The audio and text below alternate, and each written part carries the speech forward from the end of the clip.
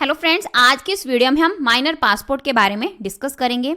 Minor means अगर आपका जो बच्चा है वो 18 साल से कम एज का है और आप उसके लिए पासपोर्ट बनवाना चाहते हैं तो आज की वीडियो आप सबके लिए बहुत ही इंपॉर्टेंट रहने वाली है, क्योंकि इस वीडियो में हम डिटेल में डिस्कस करेंगे कि माइनर पासपोर्ट यानी कि अगर आपके बच्चे की एज 18 साल से कम है तो आप उसका पासपोर्ट कैसे बनवा सकते हैं। इसके लिए आपको कहीं भी बाहर जाने की ज़रूरत नहीं है, आप खुद से ही अपना जो बच्चे का एप्लीकेशन फॉर्म है पासपोर्ट के लिए वो खुद से ही फिल कर सकते हैं। तो इस वीडियो में हम डिटेल में एक एक चीज़ को स्टेप बाय स्टेप डिस्कस करेंगे कि इस केस में आपको कितनी फीस पे करनी होगी, कौन कौन से डॉक्यूमेंट्स की रिक्वायरमेंट होगी, यानी कि आपको हर चीज़ क्लियर होगी। तो आपने इस वीडियो का कोई भी पार्ट मिस नहीं करना, कंप्लीट वीडियो को वॉच करना है। तो माइनर पासपोर्ट के लिए अप्लाई करने के लिए सबसे पहले आपने अपने मोबाइल फ़ोन में, अगर आपके पास आईफोन है तो आपने यहाँ पर ऐप स्टोर ओपन करना है और यहाँ सर्च करना है पासपोर्ट सेवा ऐप। तो यहाँ पर आपने क्या करना है, अगर आपके पास कोई एंड्रॉयड फ़ोन है तो आपने प्ले स्टोर ओपन करना है और वहाँ सर्च करना है पासपोर्ट सेवा ऐप। तो आपने इस ऐप को इंस्टॉल करना है। इंस्टॉल करने के बाद आप यहाँ पर पासपोर्ट इंडिया के ऑफिशियल पोर्टल पर एंटर हो जाओगे।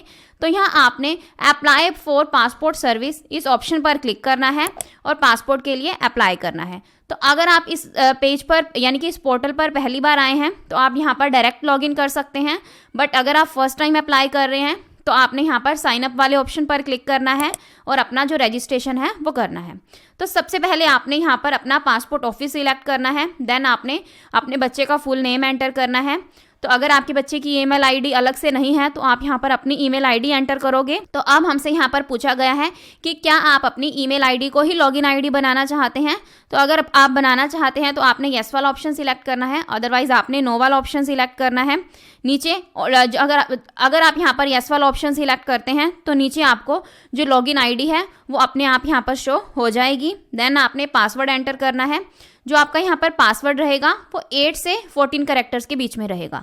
इसमें आप capital letter, small letter, special character और नंबर्स को कंसीडर करोगे और 8 से 14 कैरेक्टर्स के बीच में आप क्या करोगे, एक पासवर्ड क्रिएट करोगे। तो पासवर्ड एंटर करने के बाद आपने यहाँ पर रजिस्टर के ऑप्शन पर क्लिक करना है। तो अब हमारी ईमेल आईडी पर वेरिफिकेशन के लिए एक OTP सेंड किया जाएगा। तो हमने वो OTP यहाँ पर एंटर करना है और रजिस्टर के ऑप्शन पर क्लिक करना है।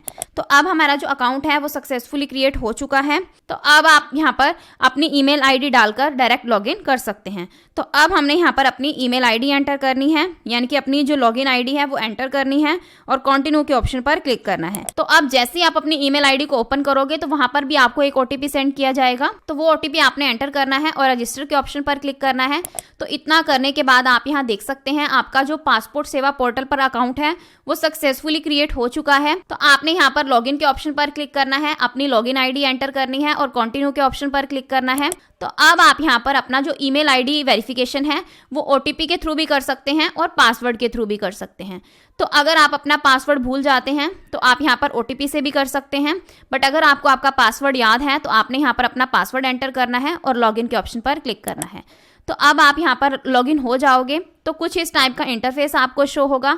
तो हम यहाँ पर फ्रेश पासपोर्ट के लिए अप्लाई कर रहे हैं तो इसलिए हमने यहाँ पर फ्रेश पासपोर्ट वाला ऑप्शन सिलेक्ट करना है और चेक नाउ के ऑप्शन पर क्लिक करना है। तो अब हमने यहाँ पर फ्रेश पासपोर्ट वाला ऑप्शन सिलेक्ट कर लिया है और स्किप फॉर नाउ के ऑप्शन पर क्लिक करना है। तो अब नेक्स्ट पेज ओपन हो जाएगा। तो यहाँ हमने अपना पासपोर्ट ऑफिस सिलेक्ट करना है और नेक्स्ट पेज पर हमने अपनी कुछ बेसिक डिटेल्स एंटर करनी है। सबसे पहले अप्लाइंग फॉर, यहाँ पर हम फ्रेश पासपोर्ट सिलेक्ट करेंगे।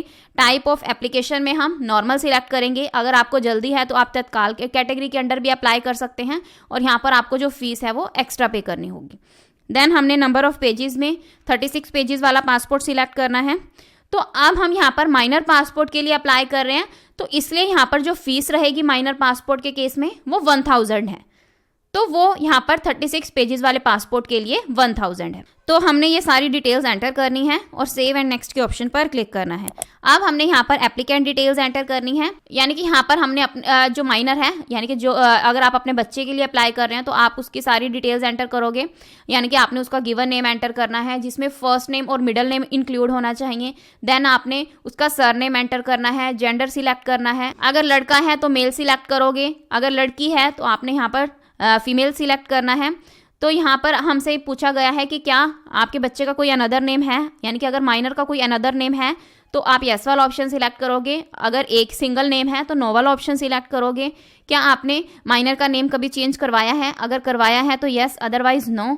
देन आपने अपने बच्चे की यानी कि माइनर की डेट ऑफ बर्थ एंटर करनी है, प्लेस ऑफ बर्थ अगर आउट ऑफ इंडिया है यानी कि अगर आपके बच्चे का जो बर्थ है वो इंडिया से बाहर किसी दूसरी कंट्री में हुआ है तो आपने येस वाला ऑप्शन सिलेक्ट करना है, अदरवाइज आपने नो वाला ऑप्शन सिलेक्ट करना है। Place of birth name enter करना है, यानी कि जहाँ पर आपके बच्चे का यानी कि जिसके लिए भी हम माइनर की बात कर रहे हैं यहाँ पर, तो माइनर का जो प्लेस ऑफ बर्थ है जिस भी शहर या गाँव में हुआ है तो वो नेम आपने यहाँ पर एंटर करना है। या देन आपने स्टेट सिलेक्ट करनी है, डिस्ट्रिक्ट सिलेक्ट करना है, मैरिटल स्टेटस सिलेक्ट करना है। सिटीजनशिप ऑफ इंडिया के बारे में पूछा गया है तो इसमें हम बर्थ से ही है जिसके लिए हम अप्लाई कर रहे हैं तो हम यहाँ पर बर्थ वाला ऑप्शन सिलेक्ट करेंगे। देन हमसे यहाँ पर पैन नंबर और वोटर आईडी कार्ड से रिलेटेड डिटेल्स मांगी गई हैं तो माइनर के केस में ये डिटेल्स अभी हमारे पास अवेलेबल नहीं है तो हम यहाँ पर एंटर नहीं करेंगे। वैसे भी ये डिटेल्स एंटर करना मैंडेटरी नहीं है। तो अब हमने यहाँ पर एम्प्लॉयमेंट टाइप सिलेक्ट करना है तो यहाँ पर भी हम अदर्स वाला ऑप्शन सिलेक्ट करेंगे। अब हमसे यहाँ पर पूछा गया है कि क्या माइनर के पेरेंट्स में से कोई सरकारी नौकरी पर है, तो अगर है तो येस वाला ऑप्शन सिलेक्ट करोगे, अदरवाइज आपने यहाँ पर नो वाला ऑप्शन सिलेक्ट करना है। तो हमारे केस में जो माइनर है उसके पेरेंट्स में से कोई भी सरकारी नौकरी नहीं करता है तो हम इसलिए यहाँ पर नो वाला ऑप्शन सिलेक्ट करेंगे। देन हमने माइनर की एजुकेशनल क्वालिफिकेशन सिलेक्ट करनी है तो यहाँ पर जो माइनर है वो 7th पास एंड लेस है, यानी कि 7 से भी वो कम पढ़ा लिखा है तो हम यहाँ पर 7th पास वाला और लेस वाला ऑप्शन सिलेक्ट करेंगे।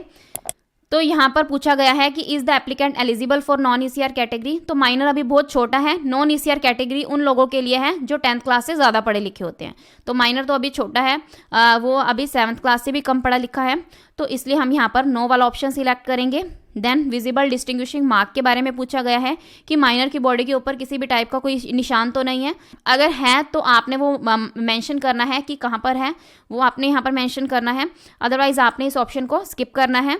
देन आपने माइनर का आधार नंबर एंटर करना है, आई एग्री में यस की चेकबॉक्स पर टिक करना है और सेव एंड नेक्स्ट के ऑप्शन पर क्लिक करना है।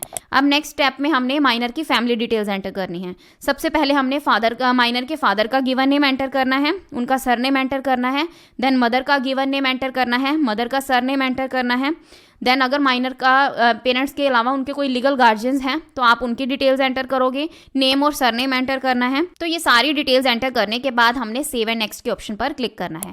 अब हमने माइनर की एड्रेस डिटेल्स एंटर करनी है। तो सबसे पहले हमसे पूछा गया है कि माइनर का जो प्रेजेंट एड्रेस है वो आउट ऑफ इंडिया है। अगर माइनर किसी दूसरी कंट्री में रहता है तो आपने यहाँ पर येस वाला ऑप्शन सिलेक्ट करना है, अगर इंडिया में ही रहता है तो हमने यहाँ पर नो वाला ऑप्शन सिलेक्ट करना है। देन हमने हाउस नंबर और स्ट्रीट नेम एंटर करना है, विलेज, टाउन, सिटी और पिन कोड एंटर करना है, स्टेट सिलेक्ट करनी है, डिस्ट्रिक्ट सिलेक्ट करना है, पुलिस स्टेशन सिलेक्ट करना है, मोबाइल नंबर एंटर करना है, टेलीफोन नंबर एंटर करना है, ईमेल आईडी एंटर करनी है। देन हमसे पूछा गया है कि जो परमानेंट एड्रेस है वो अवेलेबल है, अगर है तो येस, अदरवाइज नो, और डिटेल्स को सेव करके नेक्स्ट के ऑप्शन पर क्लिक करना है। तो अब इस पॉपअप में हमने ओके के ऑप्शन पर क्लिक करना है। तो अब हमने यहाँ पर इमरजेंसी कॉन्टैक्ट से रिलेटेड डिटेल्स एंटर करनी है कि माइनर के केस में यहाँ पर हमने क्या करना है, माइनर के फादर या मदर में से किसी की भी आप डिटेल्स एंटर कर सकते हैं। तो उनका नेम, एड्रेस एंटर करोगे, मोबाइल नंबर एंटर करोगे, टेलीफोन नंबर एंटर करोगे, ईमेल आईडी एंटर करोगे और सेव एंड नेक्स्ट के ऑप्शन पर क्लिक करना है। तो अब हमसे यहाँ पर प्रीवियस पासपोर्ट से रिलेटेड कुछ क्वेश्चंस पूछे गए हैं। तो इन तीनों क्वेश्चंस के जो आंसर्स हैं वो नो हैं, यानी कि आपने नो टिक करने हैं और सेव एंड नेक्स्ट के ऑप्शन पर क्लिक करना है। अब अदर डिटेल्स में भी हमसे बहुत सारे क्वेश्चंस पूछे गए हैं, ये क्रिमिनल केसेस से रिलेटेड क्वेश्चंस हैं, तो हमने इन सारे क्वेश्चंस के जो आंसर्स हैं वो नो टिक करने हैं और सेव एंड नेक्स्ट के ऑप्शन पर क्लिक करना है। तो अब नेक्स्ट पेज पर हमें यहाँ पर हमारे पासपोर्ट का प्रीव्यू शो होगा, यानी कि जो डिटेल्स हमने अब तक एंटर की हैं वो सारी डिटेल्स हमें यहाँ पर शो होंगी। तो हमने सारी डिटेल्स को एक बार अच्छे से वेरीफाई करना है कि कहीं पर कोई मिस्टेक तो नहीं है। तो आप यहाँ पर प्रीव्यू वाले ऑप्शन पर क्लिक करके अपनी सारी डिटेल्स को चेक करोगे और अगर आपको लगता है कि कोई मिस्टेक है तो अभी यहाँ पर फिर भी रेक्टिफाई हो सकती है, क्योंकि आपने अभी सबमिट नहीं किया है। तो सबमिट करने के बाद थोड़ी दिक्कत हो सकती है, बट अभी आपको कोई दिक्कत नहीं होगी, आप अपनी जो मिस्टेक है उसको रेक्टिफाई कर सकते हैं। तो सारी डिटेल्स चेक करने के बाद अगर आपको लगता है कि सारा कुछ सही है तो आपने यहाँ पर सबमिट के ऑप्शन पर क्लिक करना है। अब नेक्स्ट स्टेप है डिटेल्स वेरिफिकेशन। तो अब सबसे पहले हमने प्रूफ ऑफ बर्थ में एक डॉक्यूमेंट अपलोड करना है। तो जैसा कि माइनर के केस में हमारे पास माइनर का बर्थ सर्टिफिकेट है और उसका आधार कार्ड है, यानी कि ये सिर्फ 2 ही डॉक्यूमेंट हैं। तो हमने क्या करना है, यहाँ पर प्रूफ ऑफ बर्थ में हमने यहाँ पर माइनर का बर्थ सर्टिफिकेट सिलेक्ट करना है। Proof of present residential address में भी हमने एक डॉक्यूमेंट सिलेक्ट करना है। तो हम यहाँ पर माइनर का जो आधार कार्ड है वो सिलेक्ट करेंगे। तो आप अपने अकॉर्डिंग सिलेक्ट कर सकते हैं। तो अब हमारे केस में यानी कि जिस बच्चे के लिए हम यहाँ पर पासपोर्ट अप्लाई कर रहे हैं, तो उस केस में दोनों जो पेरेंट्स हैं वो कंसेंट दे रहे हैं, यानी कि हमने दोनों के पासपोर्ट नंबर्स एंटर किए हैं। तो इसलिए हमें यहाँ पर क्या करना होगा, एनेक्सर डी वाला जो ऑप्शन है उसको सिलेक्ट करना है। यानी कि हमने क्या करना है, इस एफिडेविट को सिलेक्ट करना है, प्लेस एंटर करना है, डेट ऑलरेडी आपको शो होगी, आई एग्री के चेकबॉक्स पर टिक करना है और सबमिट के ऑप्शन पर क्लिक करना है। तो इतना करने के बाद आप यहाँ देख सकते हैं हमारा जो एप्लीकेशन फॉर्म है वो सक्सेसफुली सबमिट हो जाएगा। अब यहाँ पर एक ARN नंबर भी जनरेट हो जाएगा, यानी कि एक एप्लीकेशन रेफरेंस नंबर भी जनरेट हो जाएगा।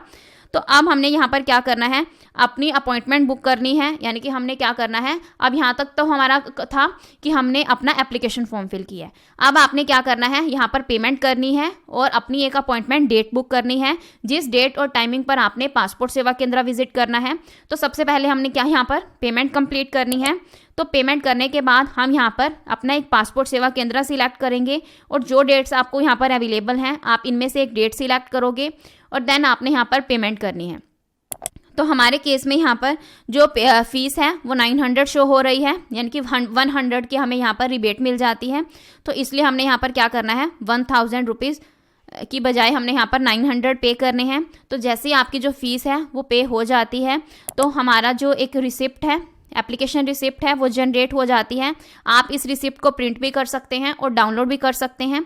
अब जो डेट आपने यहाँ पर बुक की है और जिस भी पासपोर्ट सेवा केंद्र को आपने सिलेक्ट किया है, सेम आपने उसी डेट और टाइमिंग पर उसी पासपोर्ट सेवा केंद्र में विजिट करना है और अपने साथ जो डॉक्यूमेंट्स कैरी करने हैं इन सब की डिटेल आपको एक अलग वीडियो में मिल जाएगी। क्योंकि ये वीडियो ज़्यादा लंबी हो जाएगी इसलिए आपको उस सेपरेट वीडियो में मैं पूरा बताऊंगी कि आपने अपने साथ कौन कौन से डॉक्यूमेंट्स लेकर जाने हैं और वहाँ का कंप्लीट प्रोसीजर क्या रहता है। तो आपको जल्दी वो वीडियो मिल जाएगी। तो आई होप आपको ये वीडियो अगर इन्फॉर्मेटिव लगी हो तो प्लीज़ मेरी वीडियो को लाइक करें, शेयर करें और मेरे चैनल को सब्सक्राइब करें। Thanks for listening and thank you everyone.